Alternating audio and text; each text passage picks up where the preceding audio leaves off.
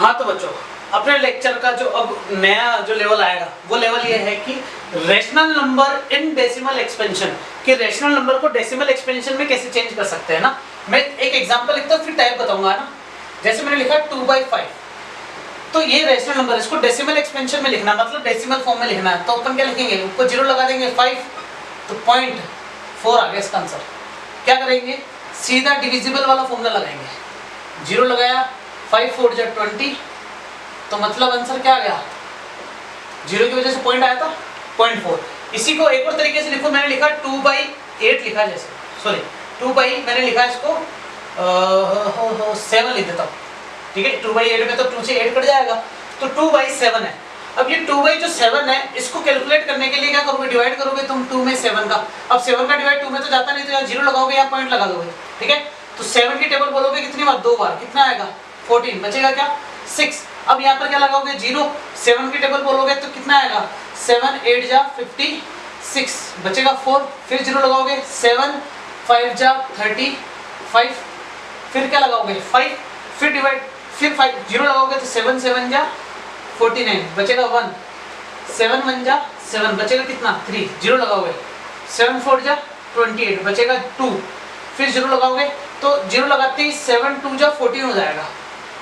फिर क्या बचेगा बच्चों, ये 20 और 14 की वजह से 6 बचा, फिर 0 लगाओगे। क्या ये प्रोसेस रिपीट हो गया क्या, एक तरीके से देखो, मतलब तुम्हें पता है कि 2 के बाद क्या आएगा 8 5 7 1 4, जैसे 4 आ गया वापस 2 8 5 7 1 4। ओहो, मतलब ऐसा हो गया कि डेसिमल एक्सपेंशन को इस तरीके से अपन सॉल्व कर सकते हैं। लेकिन अब डेसिमल एक्सपेंशन क्यों जरूरी है ना, डेसिमल एक्सपेंशन क्यों किया जाता है, जब देखना मेरी बात समझना कि ये उतार लेना बच्चों वीडियो पॉज करके। मैं तुम्हें बताता हूं कि डेसिमल एक्सपेंशन को 2 टाइप में डिवाइड किया गया है। एक होता है टर्मिनेटिंग डेसिमल एक्सपेंशन और एक होता है नॉन टर्मिनेटिंग डेसिमल एक्सपेंशन। अब देखो, टर्मिनेटिंग डेसिमल एक्सपेंशन का मतलब होता है कि एंड विद अ डिजिट, जो किसी एक डिजिट के साथ एंड हो जाता है, और ये does not and with any digit, मतलब किसी भी डिजिट से एंड नहीं होता, हमेशा कंटिन्यूअसली चलता रहता है, इसलिए इसका नाम दे रखा है नॉन टर्मिनेटिंग। और कंटिन्यूअसली चलता है, इसका मतलब इसको क्या बोल सकते हैं बच्चों, रिपीटिंग। ये हमेशा क्या करता रहेगा बच्चों, रिपीट होता रहेगा। और इसी को ये नाम क्या दे दिया था अपन ने, रिकरिंग नंबर। अब सुनना मेरी बात कि एंड विद द डिजिट का मैंने एक एग्जांपल लेते हैं 2/5, तो क्या आता है आंसर 0.4। अगर मैं एग्जांपल लेता हूं 3/4, तो क्या आएगा हमारे पास, डिवाइड करते हैं ना, तो 0 लगाऊंगा, 4 दूनी 8, 4 4 4 4 16, 4 7 28, बचे 2, 0 उतारा, 4 पंजे 20, कट गया, तो आंसर आ गया 0.75। और वैसे सामान्य भाषा में कहे तो इसे कहते हैं 3 पाव, है ना, 0.75%, ठीक है। तो ये कहलाता है टर्मिनेटिंग डेसिमल एक्सपेंशंस। अब नॉन टर्मिनेटिंग, अभी भी मैंने एक एग्जांपल दिया था, क्या लिखा था बच्चों, 2/7 लिखा था क्या, तो आंसर क्या आया था, अभी भी 0.241 जो भी है ना। मैं इसको सॉल्व कर देता हूँ वापस कि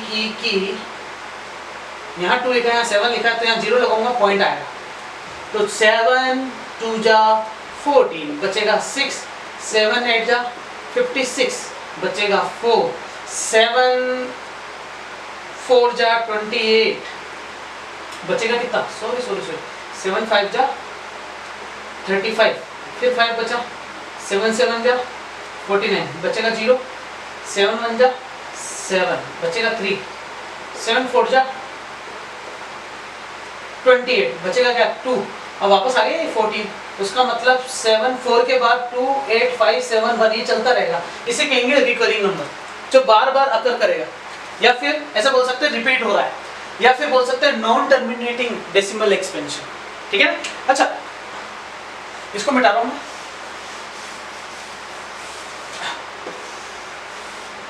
ठीक है बच्चों, यहाँ पर मैंने कुछ एग्जाम्पल लिख रखे हैं ना, ये टर्मिनेटिंग डेसिमल के एग्जाम्पल है और ये नॉन टर्मिनेटिंग डेसिमल के एग्जाम्पल है। ठीक है, अब मैं जो चीज बताने वाला हूँ ये तो तुम खुद करोगे ना, इसको चेक कर लेना और आंसर भी मैच कर लेना। ठीक है, अब मुझे जो चीज बतानी वो ये है कि तुम्हें कैसे पता चलेगा कि कब टर्मिनेटिंग होगा और कब नॉन टर्मिनेटिंग होगा, क्योंकि first of all we have to जज दिस, हमें पहले जज करना पड़ेगा कि टर्मिनेटिंग है नॉन टर्मिनेटिंग है, अपन उसी हिसाब से डील करेंगे ना। मैं तुम्हें बता देता हूँ कि फॉर्मूला या फिर ऐसा बोल दो इसको, रूल नंबर 1। रूल नंबर 1 क्या कहता है कि ये सब चीजें मिटा रहा हूं, रेशनल नंबर जो भी है यहां पर क्या कहलाता है, डिनोमिनेटर, और ये क्या कहलाता है, न्यूमरेटर। तो न्यूमरेटर को p, डिनोमिनेटर को q मानूं, और ये जो q है इसको तुम m इंटू n ऐसे लिख सको। क्या लिख सको, q को सबसे पहले क्या करोगे, प्राइम फैक्टर करोगे। क्या करोगे तुम बच्चों, प्राइम फैक्टर। प्राइम फैक्टर करने के बाद you will have to arrange in m into n power a और b। यहां पर m जो होगा वो होगा 2 और n जो होगा वो होगा 5। मतलब कुल मिला के तुम्हें 2 की पावर a इंटू 5 की पावर b में अरेंज करना है। ऐसा क्यों, मैं तुम्हें बताता हूं कि तुम्हें कैसे पता चलेगा कि वो टर्मिनेटिंग है नॉन टर्मिनेटिंग है। तो उसको इस तरीके से कर सकते हो कि जैसे मैंने लिखा 0.375, तो पॉइंट के बाद 3 डिजिट आ रही है, इसका मतलब एंड विद डिजिट, जो एंड हो रहा है मतलब रिपीट नहीं हो रहा, इसका मतलब तुम पॉइंट हटा के इसको क्या लिख सकते हो, 1000 लिख सकते हो नीचे। और 1000 का मतलब ही क्या होता है बच्चों, अगर तुम इसका प्राइम फैक्टर करने जाओ 1000 को तो क्या आएगा, 10 फिर 10 फिर 10, तो इसका मतलब 375 को तुम लिख सकते हो 10 की पावर 3, या फिर हाँ 10 की पावर 3 लिख दो। और 10 के प्राइम फैक्टर क्या होते हैं, 2 इंटू 5, तो इसको क्या लिख सकते हो, 375 2 की पावर 3 इंटू 5 की पावर 3। अगर ये 2 और 5 की पावर में अरेंज हो जाता है तो तुम इसको बोल दोगे yes it is terminating decimal expansion. क्या है ये, टर्मिनेटिंग डेसिमल एक्सपेंशन है। अगर नहीं, जैसे मैंने लिखा 5/6 है, तो तुम्हें इसको क्यों मानोगे, क्यों की वैल्यू क्या है 6, इसके प्राइम फैक्टर करो। ये तो आता है प्राइम फैक्टर करना, तो आंसर क्या है 2 इंटू 3, तो 5 को लिख सकते हो 2 इंटू 3, मतलब 2 की पावर 1 आ रहा है 3 की पावर 1 आ रहा है, मतलब 3 तो होना ही नहीं चाहिए था। यहाँ पर क्या होना चाहिए था 5, अगर 3 आ रहा है इसका मतलब इसको तुम क्या बोलोगे, ये रिपीटिंग है या फिर नॉन टर्मिनेटिंग है, ऐसे बोल सकते हो इसको। ये है रूल नंबर 1 और ये है रूल नंबर 2। रूल नंबर 2 क्या कहता है कि 2 और 5 के अलावा कुछ आ जाए। तो मैं एक एग्जांपल लेके बताता हूँ बच्चों, तुम्हारे पास है ना, ये मिटा लो सारा, उसको उतार लो।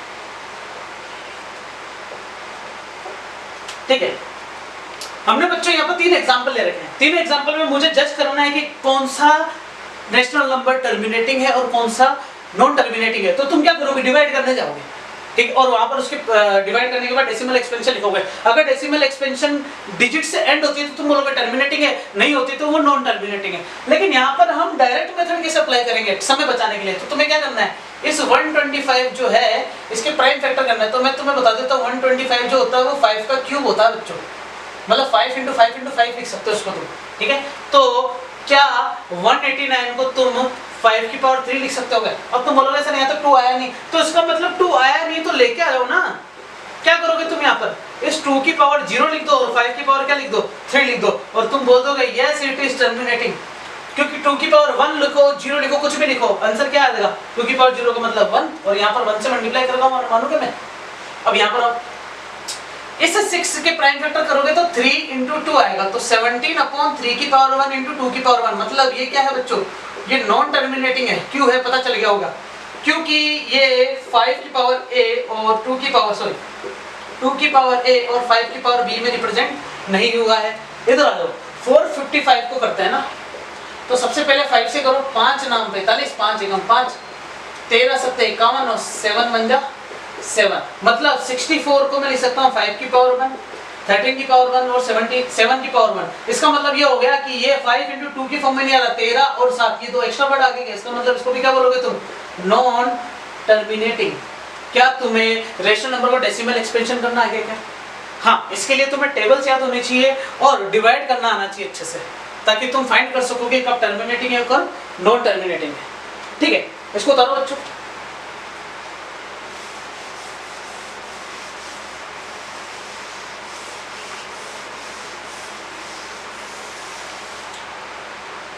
बच्चों नॉन टर्मिनेटिंग के लिए अभी भी मैं खुश नहीं हूं, क्योंकि मुझे अभी और कुछ बताना नॉन टर्मिनेटिंग के लिए। तो मैं एक एग्जांपल लिखता हूं 1/3।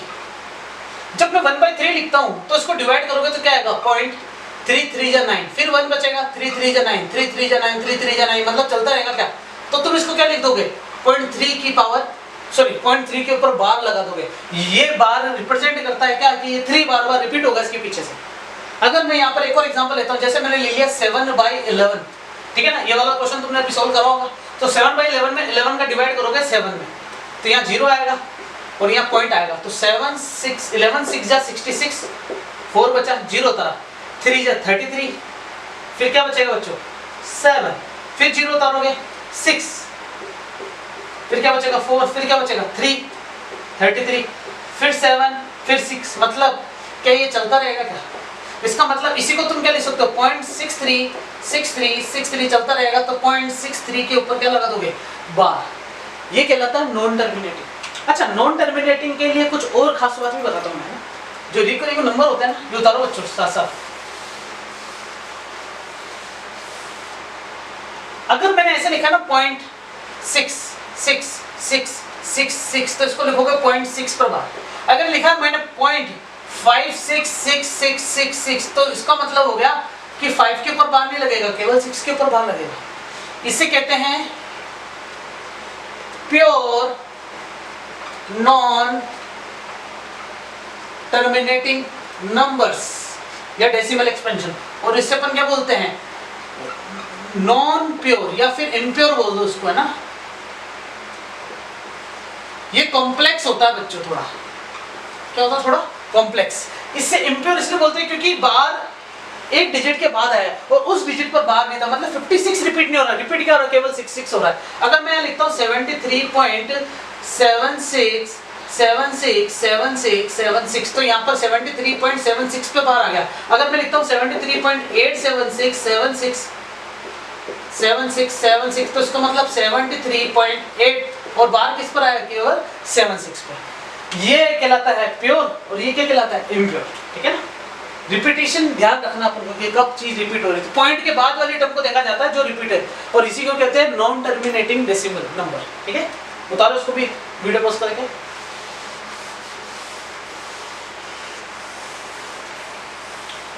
हमने बच्चों यहां पर ऐसा कुछ कर लिया है कि रेशनल को डेसिमल में कैसे चेंज करें, अभी समझ में आ गया। लॉन्ग डिवीजन मेथड यूज करा था। अब मैं इसको उल्टा करता हूं, जस्ट उल्टा क्या करेंगे, डेसिमल एक्सपेंशन से रेशनल नंबर बनाना है।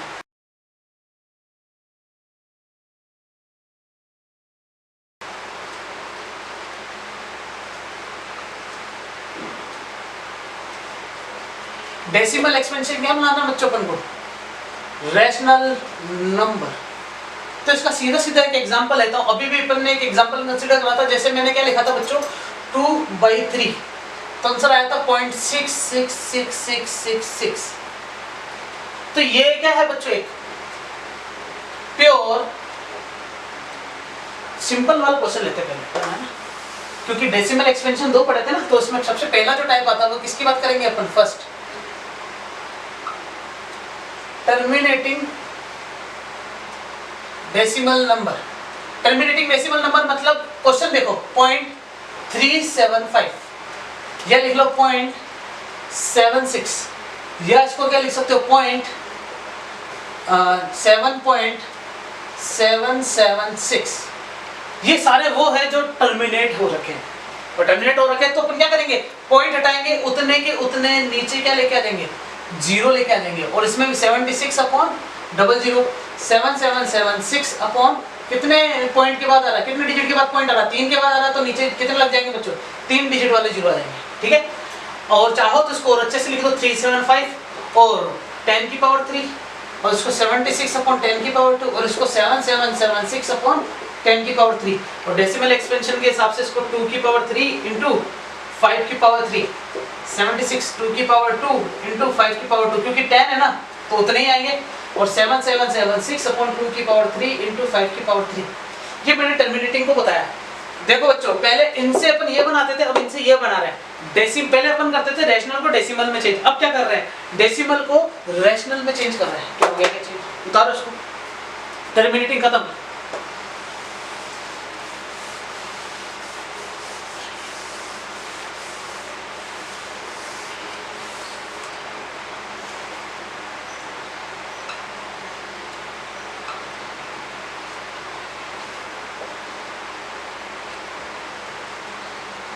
अब आता है नॉन टर्मिनेटिंग डेसिमल नंबर, है ना।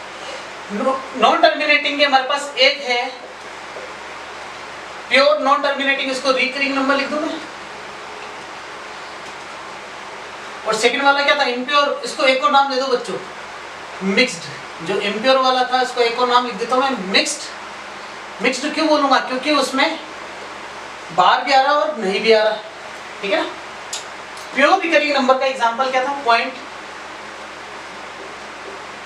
और मिक्स्ड रिकरिंग नंबर का एग्जांपल क्या था, 7 पॉइंट, सॉरी इसका एक और एग्जांपल लिख देता हूँ 7.6666, और इसका एग्जांपल क्या लिख देता हूँ 7.3, 7.53333 या 7.65666666। समझ में आ गई चीज। ऐसे कुछ एग्जांपल्स हो सकते हैं हमारे पास, ठीक है। इसमें से प्योर रिकरिंग नंबर को अपन डील करेंगे सबसे पहले। ये एग्जांपल उतारो और टॉपिक उतार लो, अपन सबसे पहले हेडिंग डालेंगे प्योर रिकरिंग नंबर की।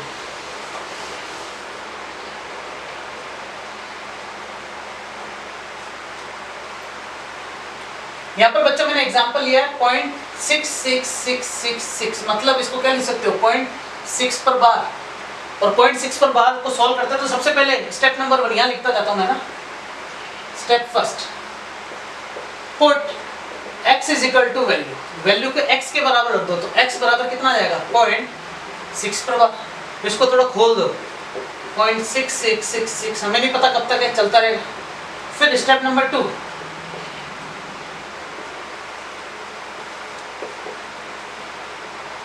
फाइंड द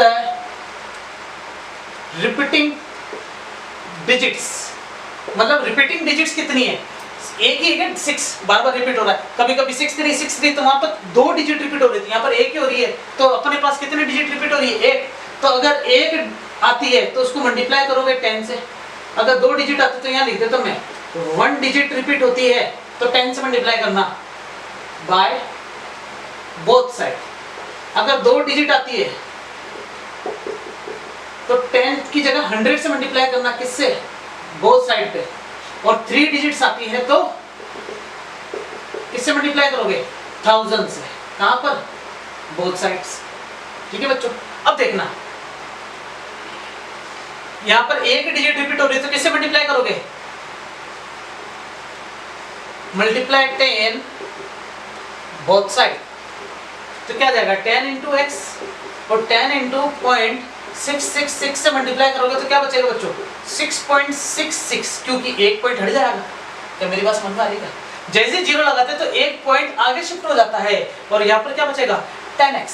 अच्छा, इसी चीज को मैं थोड़ा और अच्छे से लिखता हूँ, 6 प्लस 0.66666, बिल्कुल लिख सकते हैं। पॉइंट वाली टर्म्स को अलग लिख दिया और बिना पॉइंट वाली टर्म को अलग लिख दिया, डेसिमल के बाद वाली टर्म को अलग लिख दिया। इस पूरी चीज को क्या लिख सकते हो बच्चों तुम, क्या इस पूरी टर्म को जो आगे चल रही है, हमें नहीं पता इसका एंड क्या है, तो इसको x लिख सकते हो, क्योंकि इसको अपन ने क्या माना था बच्चों, x माना था। एक बार चेक कर लो। अपन क्या करेंगे, step number 3, put number is equal to x, जो नंबर हमारे पास मिल जाता है ना डेसिमल, कौन सा नंबर, डेसिमल नंबर, उसको x के बराबर रख दो वापस, तो क्या बचेगा हमारे पास 10x बराबर 6 प्लस x, x को वहां ले जाओ तो क्या बचेगा 10x माइनस x बराबर 6, 10 में से x जाएंगे तो कितने बचेंगे बच्चों 9x बराबर 6, और x बराबर क्या जाएगा 6 अपॉन 9, चाहो तो और अच्छे सोल्व कर लो, 3 2 जा 6 और 3 3 जा 9, आंसर कितना आ गया 2/3। क्या पहले इसका 2/3 से ही अपन ने एक्सपेंशन निकाला था क्या, और आंसर क्या आ गया 2/3। अभी तक अपने जो भी क्वेश्चन कर रहे हैं इससे पहले भी क्वेश्चन देख लेना बच्चों, जिसमें रेशियो सारे कटे हुए होने चाहिए, प्योर होने चाहिए, याद रखना, ठीक है ना। अगर जैसे मान लो कि मैंने लिखा है कहीं ना कहीं 5/25, तो you should be cut it out in the form of this, ठीक है ना बच्चों। ये फाइनेस्ट फ्रैक्शनल फॉर्म कहलाती है। इसमें क्या करना, फैक्टर सेम आ रहा है दोनों का, तो उसमें कट इट आउट करना पड़ेगा अपन को। इसको उतारो, इसका एक और एग्जांपल करवाना चाहूंगा बच्चों ने। एग्जांपल क्या है अगला, 0.35 पर बार है, तो उसको x लिख दिया और x बराबर 0.35 35 35 35 चलता रहेगा। कितनी डिजिट रिपीट हो रही, 2 डिजिट, तो अपन क्या करेंगे 100 से मल्टीप्लाई करेंगे। कहाँ करेंगे बच्चों, बोथ साइड में, ठीक है ना। 100 से मल्टीप्लाई करते ही 100x हो गया, और इसमें 100 इंटू 0.35 35 35 35 चलता रहेगा। तो 100x बराबर, ये 100 जब इससे मल्टीप्लाई होगा तो 0.2 डिजिट के बाद शिफ्ट हो जाएगा, तो क्या बचेगा 35.35 35 35 35। अब क्या करोगे तुम, इसको ब्रेक कर दो, डेसिमल नंबर्स को अलग और विदाउट डेसिमल नंबर्स को अलग। इस पूरे को क्या लिख सकते हो वापस, x लिख सकते हो, तो क्या बचेगा 100x बराबर 35 प्लस x, तो 100x माइनस x बराबर 35, क्योंकि वहां जाकर माइनस हो जाएगा, यहाँ क्या बचेगा 99x और 35, तो x की वैल्यू कितनी आ गई 35/99। क्या ये और किसी नंबर से कट रहा है क्या, अगर नहीं कट रहा तो इसको यही छोड़ दो, ये इसका आंसर आ गया। इस बार जो हमारे पास क्वेश्चन है वो 0.585 है, तो इसको x बराबर लिख दिया होगा, फिर x बराबर 0.585 585 585 585। मतलब बच्चों ये रिपीट हो रहे दिख रहे तुम्हें अच्छे से, कंफ्यूज मत हो जाना कि सर 55 55 दिख रहा है, मतलब नहीं 585 रिपीट हो रहा है। अब इसको किससे मल्टीप्लाई करोगे, लिख रहा नहीं हूँ, सीधा मल्टीप्लाई कर रहा हूँ, और 585 के बाद मैंने डेसिमल एक्सपेंशन को भी क्या कर दिया, शिफ्ट कर दिया पॉइंट को। क्या मेरी बात समझ में आ रही है, ये पॉइंट यहाँ शिफ्ट हो जाएगा। आगे देखना, 1000x बराबर 585 प्लस 0.585 585 585।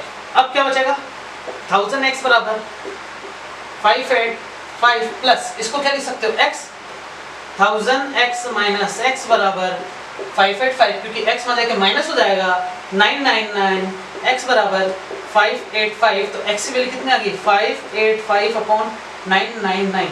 ये इसका आंसर आ गया ना बच्चों ना। ये 3 बन जा 3 3 जा 3 3 3 जा 9 है ना, और इसको भी काटूंगा तो 3 एकम 3 3 नाम 27 3 पंजे 15, मतलब ये आ गया। और काटो 3 बन जा 3 है ना, 3 6 18 3 पंजे 15, मतलब 65/111। ये मैंने बताया था ना कि हमेशा प्योर फॉर्म में लेके आना बहुत जरूरी है रेशनल नंबर्स को। उतारो उसको अच्छे से। प्योर रिकरिंग के मैंने 3 एग्जांपल करवाए हैं, तुम्हारी बुक में से देखना और भी एग्जांपल, तुम्हें अच्छा लगेगा। देखो बच्चों, अपन ने अभी जो 3 एग्जांपल लिए थे, 3 एग्जांपल के हिसाब से अगर देखा जाए, जैसे मैं लिखा 0.6 के ऊपर बार लिखा है, अगर यही मान लो 0.63 के ऊपर बार आता या 0.585 के ऊपर बार आता, तो इन सब को सॉल्व करने के बाद एक आंसर फाइनली ये जरूर मिला था कि 6 के नीचे 9 आया, 63 के नीचे 99 आया होगा, 585 के नीचे 999 ऐसा।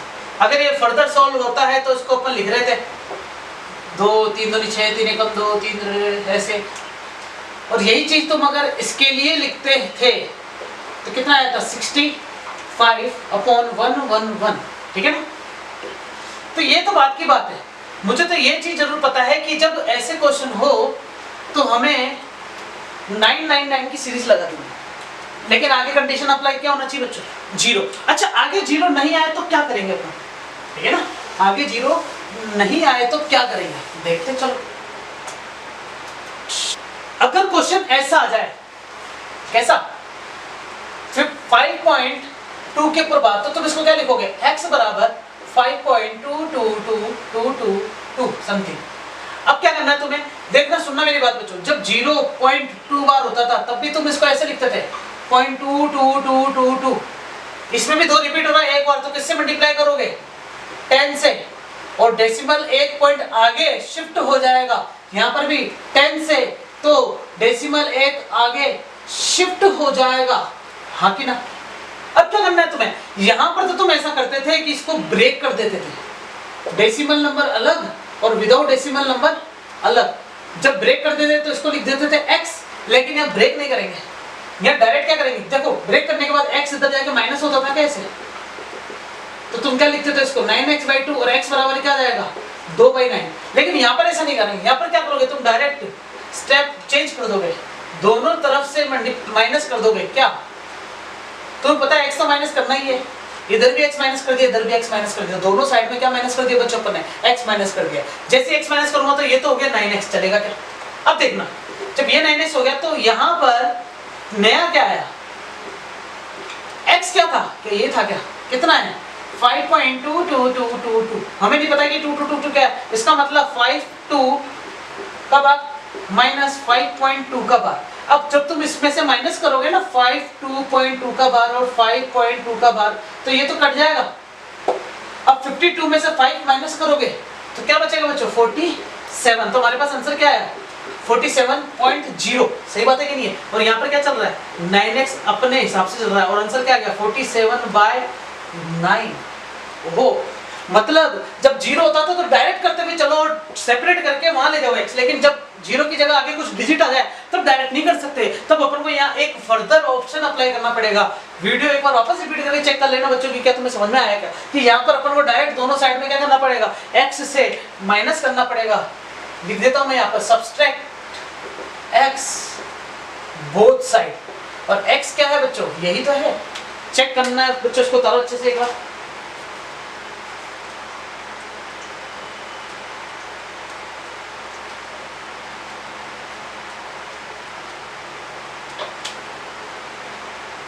इसी के जैसे एक और क्वेश्चन लो, देखो क्वेश्चन कैसे लिया अपन ने? 23.43 का बार है ना, तो उसको क्या लिखोगे? x बराबर 23.43434343। डिजिट कितनी है? 2 रिपीट हो रही, किससे मल्टीप्लाई करोगे? 100 से। ये तो बताने की जरूरत नहीं है ना बच्चों। और 100 से मल्टीप्लाई करते ही पॉइंट आगे शिफ्ट हो जाएगा, तो 2343 तो इधर और माइनस में क्या जाएगा? 43, सॉरी डेसिमल के बाद 43434343 रिपीट। बताओ बच्चों क्या करने जा रहा हूं मैं?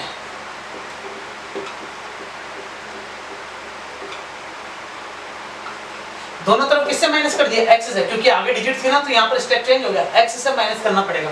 तो ये कितना हो गया? 99x बराबर 2343.4343 और ये x माइनस करूंगा तो यहाँ पर क्या लिखूंगा? 43। x की वैल्यू क्या है बच्चों? ये है ना, कितनी है? 23.4343। ये चलता रहेगा क्या? अब ये तो माइनस हो गया, 0 हो गया, 330 बचा, 2 में 4 में से 2 जाएगा तो 2 बचेगा और यहाँ पर क्या बचेगा? 23। तो इसका मतलब 99x बराबर 2320 और x की वैल्यू क्या आ गई? 2320/99। ये आ गया बच्चों इसका आंसर, 2320/99। ये अपन अभी तक किसकी बात कर रहे हैं? नॉन टर्मिनेटिंग, है ना, नॉन टर्मिनेटिंग डेसिमल। ये नॉन टर्मिनेटिंग डेसिमल वो है जो प्योर है बच्चों। क्या है? प्योर। प्योर मतलब समझते हो कि इनके अंदर कहीं पर भी ऐसा कुछ नहीं आ रहा। 7.52 बार, अगर ये पूरा ऐसा है तब तो ये प्योर कहलाएगा, लेकिन डेसिमल के बाद डिजिट के बाद रिपीट हो रहा है तो इम्प्योर या मिक्स्ड कहलाता है। तो मिक्स पे चलते बच्चों अपन, है ना। उतारो इसको अच्छे से।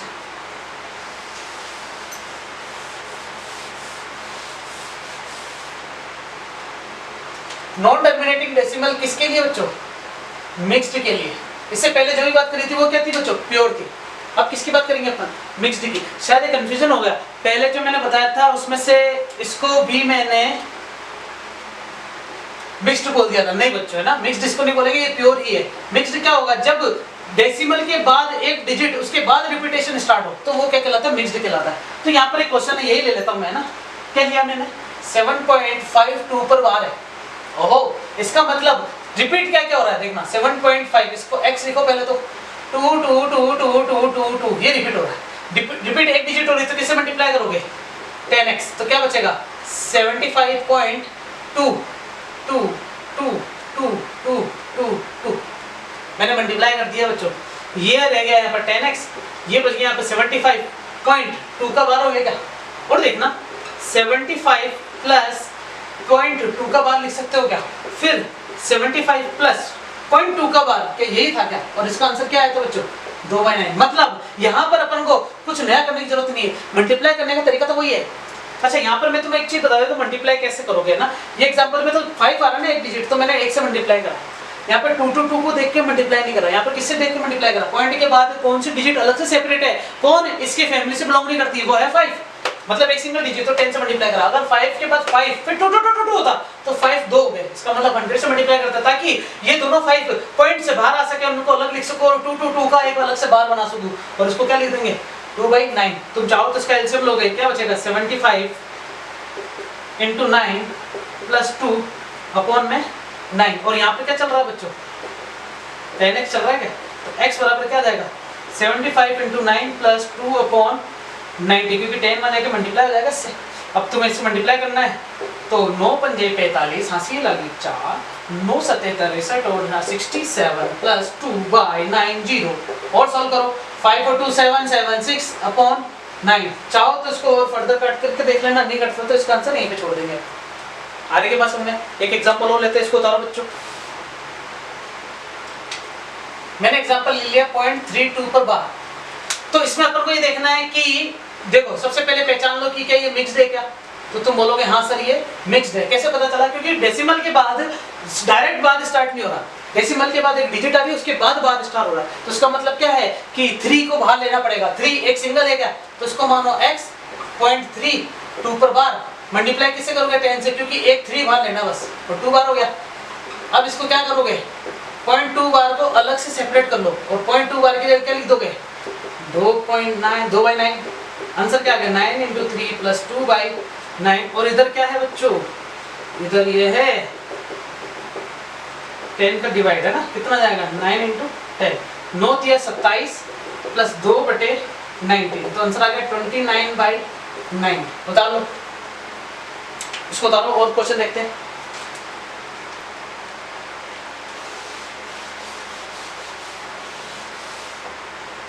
अगर क्वेश्चन ऐसा आ गया कि यहाँ पर क्या आ जाए 4.32 पर बार आ जाए, तो 4.32 पर बार का मतलब ये हो गया कि यहाँ पर ये भी देखना है, देखना तो इसी को ही है, कितनी डिजिट है जो अलग से फैमिली से बाहर है, वो है 3, तो 3 बार है, तो इसका मतलब क्या करोगे x 4.32 पर बार मल्टीप्लाई कर दोगे दोनों तरफ 10x से। बच्चों मल्टीप्लाई वाला स्टेप में बार बार नहीं लिख रहा क्योंकि पहले बता चुका हूँ, मेरे को जोर आता है थोड़ा बहुत, तो यहाँ पर क्या जाएगा 43 और डेसिमल आगे शिफ्ट हो जाएगा क्या, फिर 10x बराबर 43.2 पर जो बार है इसको अलग से सेपरेट करके लिख दोगे, और इसकी जगह क्या लिख दोगे 2/9, और यहाँ पर 43 और यहाँ पर क्या चल रहा है 10x।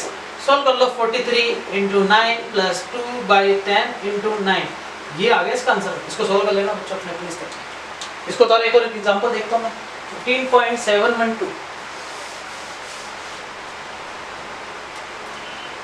15.712 और 2, तो 712 में बार किस पर आ रहा है, केवल 12 पर आ रहा है। तो मुझे बताओ कि पॉइंट डेसिमल के बाद डायरेक्ट बार स्टार्ट हो रहा है क्या, नहीं हो रहा है। इसका मतलब 7 एक अकेला ऐसा है जो इस फैमिली से बिलोंग नहीं करता बार वाली, मतलब इसको बाहर निकाल दिया है। तो अपन किससे मल्टीप्लाई करेंगे, पहले तो x बराबर लिख दो इसको 712 पर बार, तो 10 से मल्टीप्लाई करोगे जिससे 7 क्या हो जाए बच्चों इस जात से बाहर आ जाए, फिर 10x बराबर 157 प्लस 0.12 पर बार। अब क्या करोगे, कुछ नहीं, 0 है ना, तो इसको मतलब 12/99 दो बार लिखोगे ना, ये पहले बता चुका हूँ कैसा है कि 0 अगर आगे है तो नीचे अपन 999 की सीरीज लिख सकते हैं। चेक कर लो एक बार पीछे जाके वापस, तो 157 into 99 प्लस 12/99, सॉल्व करोगे तो क्या आएगा 157 into 99 प्लस 12/990, ये इसका आंसर आ गया बच्चों। ये अपन क्या करना सीख चुका है कि डेसिमल को रेशनल नंबर में कैसे बदलना है। पहले रेशनल को किस में चेंज करा था, डेसिमल में, अब डेसिमल को किस में चेंज कर लिया, रेशनल नंबर में। बता लो इसको बच्चों, क्वेश्चन करके देखना सारे, ठीक है ना। अपन ने जो जो क्वेश्चन करे वो तो है ही, इसके अलावा भी क्वेश्चन करना तुम्हारी बुक से रिलेटेड। और अधिकतर क्वेश्चन में क्या करूंगा कि तुम्हें अगर और क्वेश्चन चाहिए तो कमेंट में बता देना, मैं वहां पर तुम्हें एक लिंक दे दूंगा टेलीग्राम की या मेरे व्हाट्सएप की, जिसमें PDF फाइल होगी, वहां से डायरेक्ट डाउनलोड कर लेना तुमसे, ठीक है, उतारो। हाँ तो बच्चों अपन ने लगभग किसकी बात कर रखी है, रेशनल नंबर और रेशनल नंबर से रिलेटेड बहुत सारे क्वेश्चंस और उनके टॉपिक्स है ना। अब जो अपना अगला टॉपिक आता है, गैस करो बच्चों क्या आएगा टॉपिक में अगला, गैस व्हाट, इर्रेशनल नंबर। बहुत कंफ्यूज रहा हुआ है कि एक इर्रेशनल नंबर होते क्या है, सबने बता तो दिए एग्जांपल पूछा, लेकिन इर्रेशनल नंबर को अभी भी हम समझ नहीं पाए। तो चलो स्टार्ट करते हैं, इर्रेशनल नंबर होता क्या है। देखो क्या होता है, मैं तुम्हें एक चीज बताता हूं, मैंने लिखा 5.32416 32416 32416, ये वो नंबर है जो रिपीट हो रहे हैं। जब रिपीट हो रहे हैं तो इसका मतलब यस, इनको अपन P/Q में चेंज कर सकते हैं, है कि नहीं है, अभी भी करके देखा अपन ने, है ना, नॉन टर्मिनेटिंग वाले, ठीक है। ये नॉन टर्मिनेटिंग वाले थे लेकिन रिपीटिंग वाले थे, नॉन टर्मिनेटिंग विद रिपीटिंग, जो रिकर कर रहे थे वापस, है ना, जिसको P/Q में लिख सकते थे। लेकिन अगर ऐसा आ जाए, जैसे मैंने लिखा 1.0,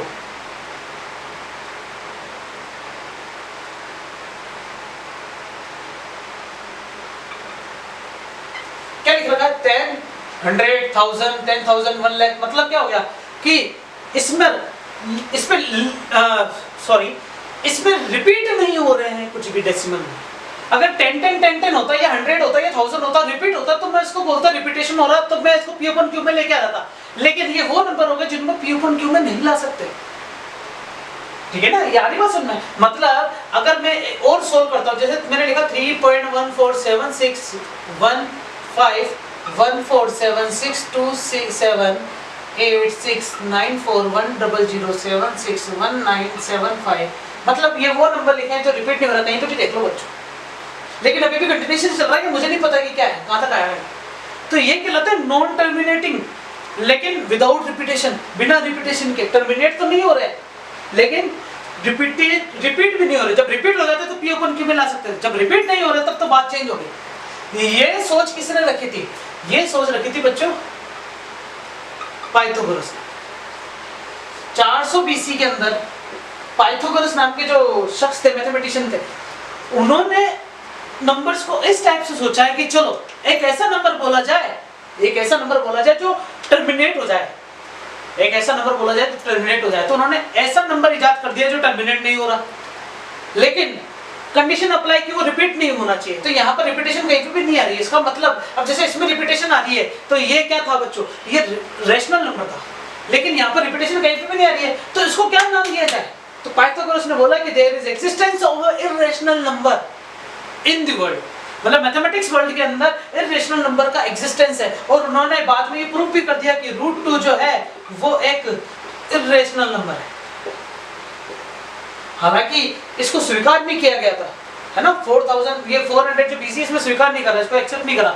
लेकिन जब 425 BC में एक नए साइंटिस्ट आए, मैथमेटिशियन आए, उन्होंने क्या करा कि √2 के साथ साथ ये भी प्रूफ कर दिया कि √3, √7, √5, मतलब ऐसा कोई अंडर रूट या स्क्वायर रूट जिसका स्क्वायर रूट प्योर नहीं है, नहीं निकल सकता, वो सब क्या होते हैं बच्चों, इर्रेशनल नंबर होते हैं।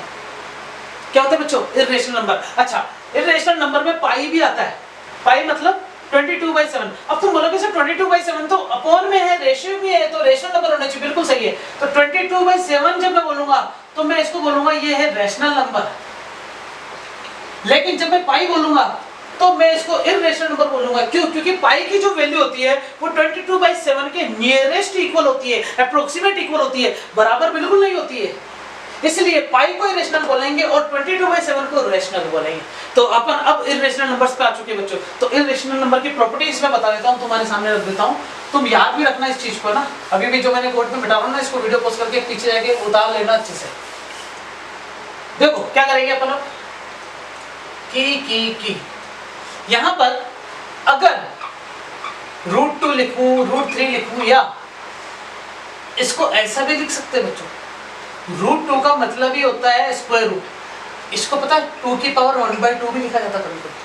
अगर मैं लिखता हूं यहाँ पे 3 स्क्वायर रूट ऑफ, है ना, क्यूब रूट ऑफ 2, तो इसको लिख सकते हैं 2 की पावर 1/3। इसका मतलब होता है 2 की पावर 1/4। अच्छा, ये 4 जो है इधर होना चाहिए, 3 इसके इधर होना चाहिए। अगर मैं इसको 4√2 लिखता हूँ तो बच्चे 4√2 ही कहलाएगा। और अगर मैं इसको 4 √2 लिखता हूँ तो इसे 2 की पावर 1/4 बोलेंगे, और इसे क्या बोलेंगे 4 × 2 की पावर 1/2। ये नोटेशंस बता रहा हूँ अच्छे अच्छे, है ना, इसको बताते जाओ बच्चों।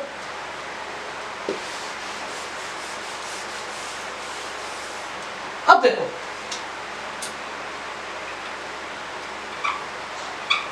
इर्रेशनल नंबर को जब मैं इर्रेशनल नंबर से ऐड करता हूं, जैसे √3 को मैं ऐड करता हूं √2 को √3 से, तो आंसर क्या आएगा √2 + √3। तब भी क्या मिलेगा बच्चों, इर्रेशनल नंबर ही मिलेगा, याद रखना ये चीज। अगर मैं इसको सब्सट्रैक्ट कर देता √2 - √3, तब भी आंसर √2 - √3 रहेगा, और इसे क्या बोलेंगे बच्चों इर्रेशनल नंबर। अगर मैं √2 को √3 से मल्टीप्लाई कर दूं तो आंसर आएगा √6, ये बन जाता है बच्चों इर्रेशनल, मतलब ये भी इर्रेशनल रहेगा। लेकिन अगर मैं √2 को √2 से मल्टीप्लाई करता हूं तो ये 2 हो जाता है, ये बन गया बच्चों रैशनल नंबर। मतलब अगर सेम टाइप के इर्रेशनल नंबर मल्टीप्लाई होता है तो वो क्या बनाता है बच्चों रैशनल। तो यहां लिख देता हूं equal irrational number gives rational number after product। मतलब इन दोनों का अगर आपस में मल्टीप्लाई कर दिया जाए same equal rational number irrational को, तो क्या मिलता है बच्चों रेशनल नंबर। इसी प्रकार अगर 0 को √2 से मल्टीप्लाई करोगे तो 0 आएगा, तो ये भी क्या मिला बच्चों रेशनल नंबर मिला। तो 0 से किसी को भी मल्टीप्लाई करो रेशनल ही मिलेगा। आ रही मेरी बात समझ में। इसी प्रकार अगर तुम √2 को √2 में जोड़ोगे तो क्या आएगा 2√2, √2 में √2 को माइनस करोगे तो क्या आएगा 0, तो क्या बन गया रेशनल। ये प्रॉपर्टीज याद रहेगी बच्चों तुम्हें, ये इरेशनल की प्रॉपर्टीज है ना।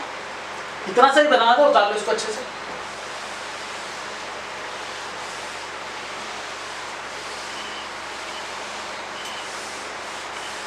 और फाइनली किसकी बात करेंगे बच्चों रियल नंबर। तो मैं वापस घूम फिर के वही आ गया कि रियल नंबर किस किस से कनेक्टेड है। रियल नंबर जो है वो दो पार्ट में डिवाइड है। किस किस में, एक तो है इर्रेशनल और एक है रैशनल। और रैशनल भी दो पार्ट में डिवाइड है। किस किस में, एक तो है टर्मिनेटिंग और एक है नॉन टर्मिनेटिंग। हालांकि नॉन टर्मिनेटिंग इसमें भी था, तो इसका एक और नाम दे देता हूं मैं रिकरिंग। ठीक है। तो टर्मिनेटिंग के भी दो टाइप है, एक है फ्रैक्शनल और एक है इंटीजर। इंटीजर्स के भी दो टाइप, नेगेटिव और पॉजिटिव। और पॉजिटिव को ही क्या बोलते हैं बच्चों होल नंबर्स। और होल नंबर्स के भी दो टाइप, एक जीरो और एक नेचुरल नंबर। क्या मेरी बात समझ में आ गई अच्छे से। इस फ्लो चार्ट को वापस बना लो, पहले बताना है तो, लेकिन मुझे तो बताना था ये, है ना। ये पीछे पीछे तुमने रिपीट भी करोगे अच्छे से।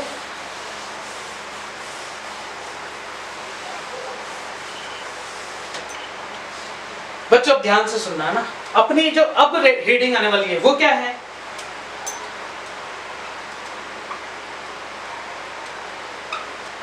Represent any numbers on line. किसी भी लाइन पर नंबर को कैसे रिप्रेजेंट किया जाता है, ठीक है। तो जैसे कि मैं बात करता हूं नेचुरल नंबर, तो नेचुरल नंबर को कैसे रिप्रेजेंट करेंगे बच्चों। नेचुरल नंबर स्टार्ट कहां से होता है, हमें पता है कि ये स्टार्ट होगा कहां से 1 से। 1 2 3 4 5, तो यहाँ पर कोई भी एग्जिस्टेंस नहीं है तो मैंने ये हटा दिया, ठीक है। इसी प्रकार अगर मैं बात करूंगा किसकी होल नंबर्स की, तो यहाँ पर थोड़ा सा पीछा आ गया है 0 1 2 3 4 5। अब मैं जब बात करूंगा किसकी इंटीजर्स नंबर की, तो इसमें 0 1 2 3 4 -1 -2 -3 ये सब चलता रहेगा। तो ये प्लस इंफिनिटी तक चलता है, ये भी प्लस इंफिनिटी तक चलता है, ये प्लस इंफिनिटी के साथ साथ माइनस इंफिनिटी भी चलता है। फिर आते हैं बच्चों रैशनल नंबर पे, ठीक है ना। किसकी बात करेंगे फिर बच्चों रैशनल नंबर। तो रैशनल नंबर का मतलब ये हो गया कि मुझे जैसे 3.2 को रिप्रेजेंट करना है लाइन पर, है ना। तो कैसे करोगे, सबसे पहले क्या करना है तुम्हें, अलग अलग पार्ट करो। 3.2 कितने बच्चों 3.2। तो 3.2 के लिए क्या करना तुम्हें 1 2 3 4, क्योंकि 3.2 है तो ये 3 और 4 के बीच में लाई करेगा 1 2 3 4, और यहाँ पर क्या लिख देता हूँ मैं 0। अब 3.2 है तो इसका मतलब क्या हो गया कि ये जो है इक्वल 10 पार्ट में डिवाइड होगा 1 2 3 4 5 6 जितने भी पार्ट डिवाइड हो रहे हैं ना, तो मैं यहाँ पर कुछ नंबर लिखता हूँ ना, ये लिख दिया 1, ये लिख दिया 2, ये लिख दिया 3, सो ऑन चलता रहेगा क्या। तो हमें क्या करना है 3.2 चाहिए, तो ये जो नंबर हो गया ये किसको बताएगा बच्चों 3.2 को। ये लाइन पे रिप्रेजेंटेशन होगा किसी भी नंबर का ना। तो थोड़ा अच्छे से पढ़ते हैं, इसके एग्जांपल्स भी लेंगे कुछ है ना। ये पहले उतारो बच्चों, इन तीनों के बारे में बताना था, इसके बारे में और थोड़ी अपन डिस्कस कर लेते हैं।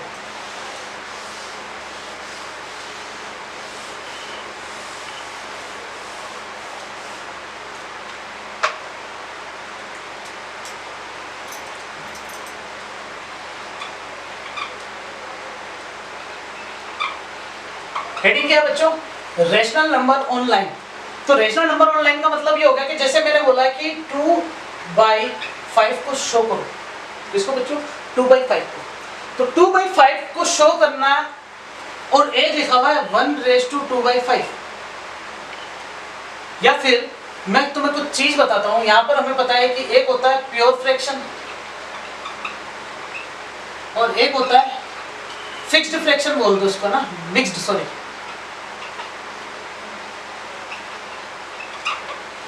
प्योर फ्रैक्शन का मतलब हो गया जैसे मैंने लिखा ना 2/5 तो ये प्योर फ्रैक्शन है। अगर मैंने लिखा 7/5 तो ये प्योर फ्रैक्शन नहीं है ना। प्योर फ्रैक्शन मतलब क्या होगा कि ये जो है 2 जो है 5 से छोटा, लेकिन यहाँ पर 7 जो है वो 5 से छोटा नहीं है, तो अपन को इसको सही करके लिखना पड़ेगा। 5 तो क्या बच गया ऐसे। तो ये क्या कहलाता है मिक्स्ड, या फिर इम्प्योर मान लो इसको ना, कॉम्प्लेक्स। आगे देखो इसको सॉल्व करना अपन को, तो कैसे नंबर लाइन पे शो करेंगे इसको। सबसे पहले तुम्हें क्या करना है कि डिनोमिनेटर में क्या है नीचे 5 है, तो 5 अलग अलग पार्ट करो पहले, तो 5 अलग अलग पार्ट है ना, तो 0 और 1 के बीच में 5 अलग अलग पार्ट करोगे। कैसे करोगे 1 2 3 4 5, ये 0 हो गया और ये 1 हो गया।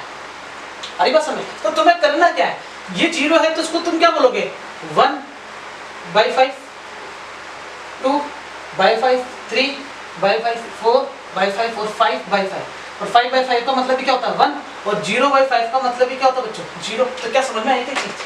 सबसे पहले क्या करना है तुम्हें 2/5 है ना, तो इसको 0 और 1 को, क्योंकि ऊपर जो 2 है वो 5 से छोटा है, तो स्टार्ट हमेशा जो लाई करेगा ना 0 और 1 के बीच में ही लाई करेगा।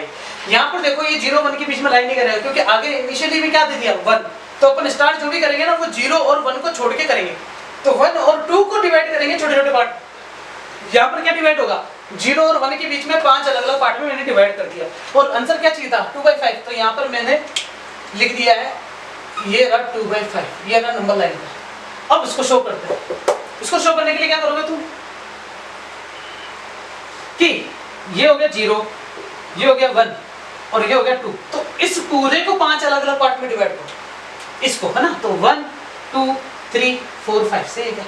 तो इसको क्या लिख सकते हो तुम 1/5 2/5 3/5 4/5, और चलता रहेगा तो, क्योंकि मेरे को 5 अलग अलग पार्ट में डिवाइड करने थे।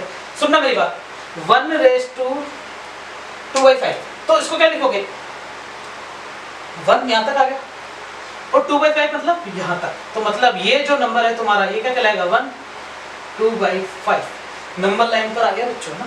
इस पर एरो जरूर बनाना बाद में, तुम चाहो तो इसको 3 लिख दो, इसको 4 लिख दो, जरूर इसको उतारो अच्छे से।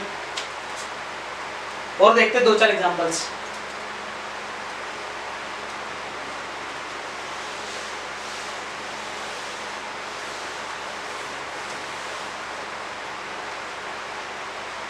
अगर हमारे पास क्वेश्चन आ जाए 3.2 ही ले लो, है ना 3.2, तो ये तो बहुत आसान है। कैसे, क्योंकि डेसिमल एक्सपेंशन है ना, तो 0 1 2 एंड 3, उसके बाद 4, तो 3.2 के लिए 1 2 3 4 5 6 7 8 9 10, तो 3.2 में ये आ गया बच्चों 0.2 के लिए, तो ये नंबर क्या कहलाएगा 3.2। ठीक है। और यही चीज 3.2 को अगर तुम डेसिमल एक्सपेंशन में लिखते हो तो पॉइंट हटा के नीचे 0 लगा दोगे, 16 और 5 तो आंसर क्या आ गया 16/5। इसको सोल्व करोगे तो 5 3 15 और क्या बचेगा 1/5। अब इसको सोल्व करने जाओगे कैसे करोगे कि ये 0 ये 1 ये 2 ये 3 ये 4, तो 3 और 3 के बाद आ रहा है ना, तो 3 और 4 को इक्वल पार्ट में डिवाइड करो 5 से, तो 1 2 3 4 5 से आएगा। तो तुम्हारा जो आंसर आएगा वो 1 2 3, तो इसको कवर कर गया। और 1/5 लेना तो मतलब यही आएगा 1/5, तो तुम्हारा आंसर क्या आ गया ये 3⁻⁴ और यही तुम्हारा आंसर क्या आएगा। चेक कर लो बच्चों पूरा आंसर बिल्कुल परफेक्ट, दोनों तरीके से आगे समझ। ठीक है, एक एग्जांपल और लेते हैं, बता रहा उसको।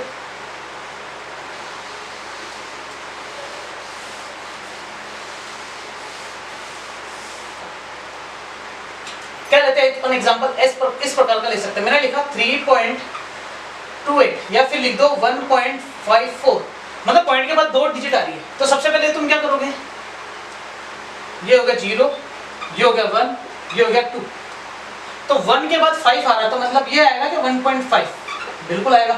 और 1.5 के बाद क्या आता है 1.6 आता है, और यहाँ पर क्या आएगा 1.4 आएगा। लेकिन तुम्हारा आंसर जो है 1.5 और 1.6 के बीच में लाई करता है, तो तुम्हें करना क्या है, इसको मैग्नीफाइंग ग्लास से जूम कर लो थोड़ा सा ऐसे,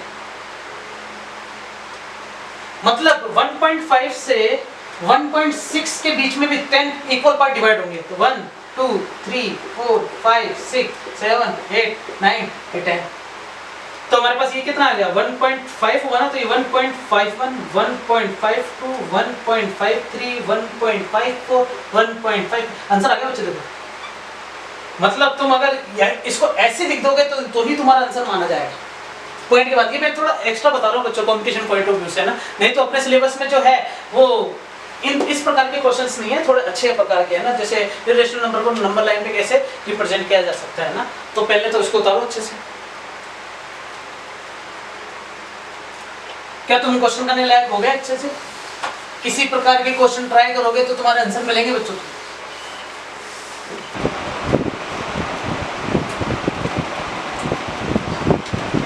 हाँ तो बच्चों अपन ने अभी तक क्या करा है कि रेशनल नंबर को नंबर लाइन सिस्टम पे कैसे रिप्रेजेंट किया जा सकता है या कैसे व्यक्त कर सकते हो उसको।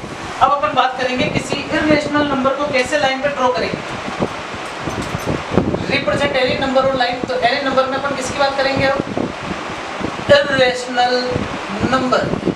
इर्रेशनल नंबर का मैं कुछ कंसेप्ट बताना चाहता हूँ। पहले तो अपन को एग्जांपल दे देता हूँ, √3 √2 √3 √5 √7 लाइक √8, ये सारे क्या कहलाते हैं इर्रेशनल नंबर आते हैं। तो इनको हमें ड्रॉ करना है, नंबर लाइन पर शो करना है। तो कैसे शो करेंगे, तो इसके लिए कुछ फैक्टर्स बता दो। जैसे √2 है तो उसको कैसे कैसे लिख सकते हो, क्या तुम इसको 1 का स्क्वायर प्लस 1 का स्क्वायर का रूट लिख सकते हो क्या, ये कंसेप्ट उनको पता होना चाहिए, ये भी ट्रिक काम आएगी आपको। √3 है, √3 को क्या लिख सकते हो, √2 का स्क्वायर प्लस 1 का स्क्वायर। √2 का स्क्वायर होता है 2, 1 का स्क्वायर 1 और आंसर क्या है √3। √4 को क्या लिख सकते हो, जरूरत ही नहीं कि √4 का तो 2 होता है, 5 का लिखते हैं, तो 5 √2 का स्क्वायर और √3 के स्क्वायर के सम के बराबर होगा, मतलब 5। इसको लिख सकते हो 2 + 3 और इसको क्या लिख सकते हो 5। √7 किसके बराबर होगा, √2 का स्क्वायर और √5। समझ रहे हो मेरी बात, आंसर आ गया रूट प्लस 5 का रूट मतलब √7। और 8 को क्या लिख सकते हो 2 का स्क्वायर 2 का स्क्वायर। अब ये कुछ फैक्टर तुम्हें पता होना चाहिए और आगे तुम्हारे हिसाब से कर लेना है ना, बहुत सारे एग्जांपल्स आएंगे। तो ये मैंने ऐसा क्यों बताया, क्योंकि बच्चों इसमें दिख रहा होगा तुम्हें दो टर्म्स का स्क्वायर कर रहा हूँ। और ऐसा कब होता था, जब अपन परपेंडिकुलर का स्क्वायर और बेस का स्क्वायर करते हैं, तो अपन को क्या मिलता बच्चों, हाइपोटेनियस मिलता। मतलब यहाँ पर पाइथागोरस को यूज कर रहा हूँ। पाइथागोरस के कंसेप्ट से क्या होता था बच्चों, या तो ऐसे ट्रायंगल बनाओ, ये ट्रायंगल ऐसे बनाओ, इसको अगर मैं बेस मानूं, ठीक है बेटा किसी की बात नहीं कर रहा, इसको बेस मानो तो ये क्या होगा परपेंडिकुलर, और इसमें इसको बेस मानूंगा तो ये क्या होगा परपेंडिकुलर, जिसमें ये साइड क्या कहलाएगी हाइपोटेनियस और ये भी साइड क्या कहलाएगी बच्चों हाइपोटेनियस। बेस परपेंडिकुलर हाइपोटेनियस है ना, ये तीन साइड के बीच में रिलेशनशिप होता है, बेस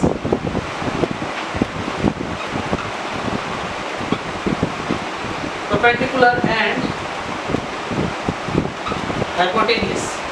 तो यहाँ पर मैंने पेयर ले लिए बहुत सारे, तो मैं पहले √2 का स्क्वायर √2 को ड्रॉ करता हूँ ना नंबर लाइन। कैसे करेंगे देखना,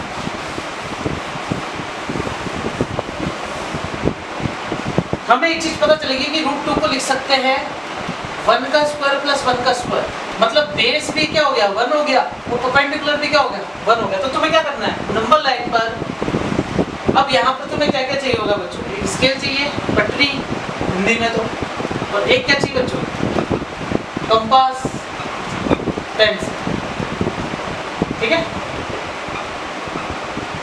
शकल का मुंह वाली पेंसिल। ये सब यूज करने के हिसाब से, ये सब यूज करेंगे अपन है ना इसको ड्रॉ करने के हिसाब से। देखेंगे जरा कैसे। सबसे पहले किसी एक पॉइंट को मार्क करो जहां पर जीरो बना सको, फिर 1 सेंटीमीटर का गैप लो, उस पर 1 ड्रॉ करो, 2 सेंटीमीटर का गैप लो, उस पर 2 ड्रॉ करो। तुम्हें पता है कि तुम्हें क्या लेना था, बेस 1 ही लेना था, तो क्या बेस 1 ले चुके हैं क्या अपन, तो यहाँ पर तुम्हें क्या करना था कि ये तुमने यूज कर लिया है बेस के तौर पे, यहाँ से यहाँ तक की लाइन। अब इस 1 पर परपेंडिकुलर ड्रॉ करना है, तो क्या करोगे तुम, D लोगे और D को यहाँ पर रख के 90 डिग्री का डायग्राम बनाओगे, और फिर उस पर भी क्या करना है 1 सेंटीमीटर का आर्क लेना है। तो स्केल की सहायता से क्या करना, कंपास में 1 सेंटीमीटर का आर्क भरना। अरे बात सुनो, 1 सेंटीमीटर का आर्क भरना, यहाँ से या तो मेजर कर लो कि पेंसिल को कंपास में डाल के यहाँ पर उसका एक टिप रखो, दूसरे टिप पेंसिल को यहाँ रखो, मेजर करके यहाँ पर एक आर्क निकाल दो। तो आर्क कैसे निकलेगा बच्चों, कुछ इस टाइप से निकलेगा।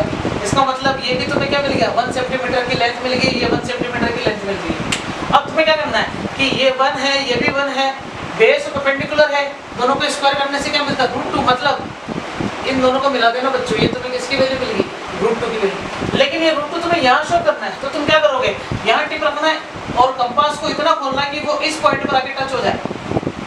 कंपास को इतना खोलना है कि वो इस पॉइंट पर आके टच हो जाए, और फिर टच करने के बाद क्या होगा बच्चों, कुछ इस प्रकार का डायग्राम बनेगा तुम्हारा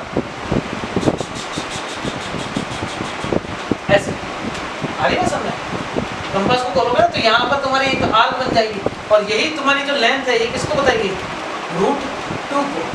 क्या मेरी बात समझ आ रही है? इसी को एक और मतलब समझाते हैं अपन अच्छे से कि तुम्हें स्टेप क्या क्या फॉलो करना है। सबसे पहला स्टेप फॉलो करना है तुम्हें 0 1, ये तुम्हें किसको बताएगा बच्चों, बेस को। फिर यहाँ पर तुम्हें कंपास रखना और एक 1 सेंटीमीटर का आर्क निकालना है 90 डिग्री पर। तो ये भी तुम्हें क्या मिल गया 1 सेंटीमीटर का, इसे क्या बोलोगे परपेंडिकुलर, और ये हाइपोटेनस बन गई कितने की √2 की। लेकिन ये √2 यहाँ शो करना है, तो तुम्हें यहाँ पर आर्क लेके यहाँ पर ऐसे आर्क ड्रॉ करना है, और ये लेंथ पूरी क्या मिल जाएगी बच्चों √2 की। ड्रॉ करो बच्चों, एक बार ट्राई करो। दूसरा एग्जांपल ट्राई करने से पहले ये वाला ड्रॉ करो पूरा वीडियो पोस्ट करके। फिर मुझे √3 बनाना है, तो √3 के लिए क्या करोगे, एक तो √2 का स्क्वायर और एक 1 का स्क्वायर। तो √2 का स्क्वायर का मतलब क्या हो गया, अभी जो डायग्राम बनाया था वो वापस बनाना पड़ेगा।